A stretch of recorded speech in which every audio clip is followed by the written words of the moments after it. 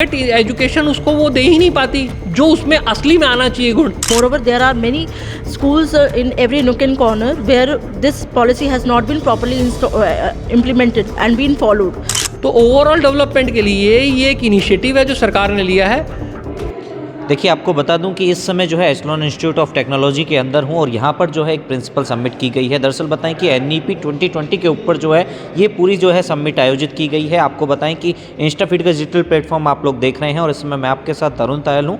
एक बार यहाँ बातचीत करते हैं कि आखिर इसका मेन पर्पज़ क्या रहा। जी मैडम, सबसे पहले चाहूँगा अपना परिचय हमारे दर्शकों को दें। Okay, I am Mahima Magan, Associate Professor from the Department of Computer Science and Engineering.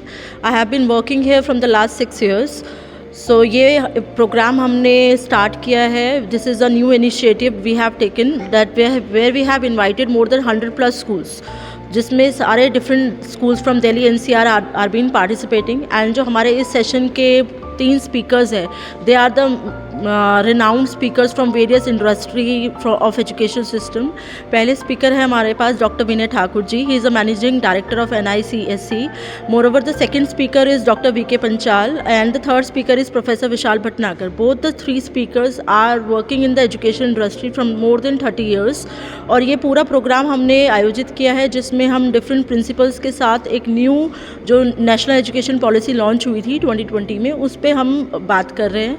And the main purpose over here is because schools में भी there is still a gap been left. ये policy ठीक से अभी admit हुई नहीं है, तो उसी पे हमने इस पे एक सेशन ऑर्गेनाइज किया है where we are talking over the new implementation that has to be properly investigated among all the students. नहीं, अगर हम बात करें इस पॉलिसी की, जो आप राष्ट्रीय शिक्षा नीति 2020 की बात कर रहे हैं, ये पूरी तरीके से लागू हो चुकी है, लेकिन ऐसी क्या कमियां रह गई हैं जिसकी वजह से जो है आप लोग इस तरीके की समिट बुला रहे हैं? देखिए, ये आपकी बात सही है कि it has been properly installed followed and implicated over all the schools. But ये कुछ ऐसे की पॉइंट्स है, कुछ ऐसा लेफ्ट ओवर्स है जो अभी तक, जो आप कह सकते हो कुछ स्कूल्स में इम्प्लीमेंट हो चुकी है. बट काफ़ी स्कूल्स है, गवर्नमेंट एफिलेटेड स्कूल्स काफ़ी सारे ऐसे हैं जिनके, और हरियाणा बोर्ड के काफ़ी स्कूल्स ऐसे हैं. Moreover there are many schools in every nook and corner where this policy has not been properly implemented and been followed. हमने यहाँ पे काफ़ी स्टूडेंट्स को भी इनवाइट किया है from various academic pursuits and extra curricular activities, जहाँ पे बेसिकली एक मौका है जिसमें हम सारे प्रिंसिपल्स के साथ और हम बेहतर क्या कर सकते हैं इसके अंदर, वो हम बातचीत कर रहे हैं इसमें. डॉक्टर विनय ठाकुर हूँ, मैं मैनेजिंग डायरेक्टर हूँ एक गवर्नमेंट की company called NICSI, national informatics centre services incorporated under ministry of electronics and IT. जी, मैं इस कॉन्फ्रेंस जो कि प्रिंसिपल्स के लिए ऑर्गेनाइज़ की जा रही है NEP 2020 के डिस्कशन और उसमें बोलने आया था. ये बहुत ही उम्दा ओकेजन रहा है. काफ़ी प्रिंसिपल थे, हम लोगों ने उनके साथ NEP को गवर्नमेंट कैसे आगे ले जा रही है, ले जाना चाहती है, उसके अराउंड बात की. टेक्नोलॉजी, क्योंकि मैं टेक्नोलॉजी मिनिस्ट्री से आता हूं, तो कैसे टेक्नोलॉजी एजुकेशन सेक्टर को और बेटर कर सकती है और क्वालिटी इंश्योर कर सकती है और सस्टेनेबल डेवलपमेंट गोल जो हैं उसको इम्प्लीमेंटेशन करने में एजुकेशन सेक्टर में कैसे हेल्प कर सकती है, उसके बारे में काफ़ी डिटेल डिस्कशन हुआ.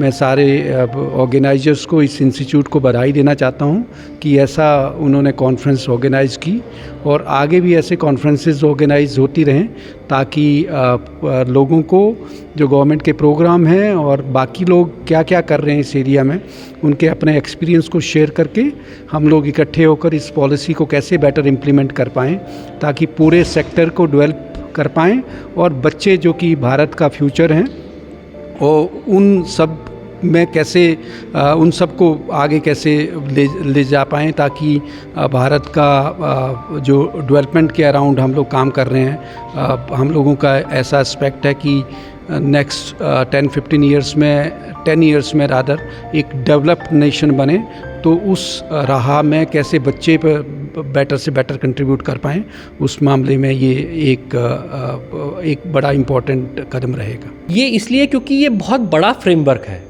इसके एक पैरामीटर को अगर आप समझेंगे तो वो इम्प्लीमेंटेशन इफेक्टिव नहीं होगा, क्योंकि जो बच्चे की डेवलपमेंट है वो 1 साल की नहीं है. बच्चे की डेवलपमेंट है प्राइमरी से लेके उसकी हायर एजुकेशन तक.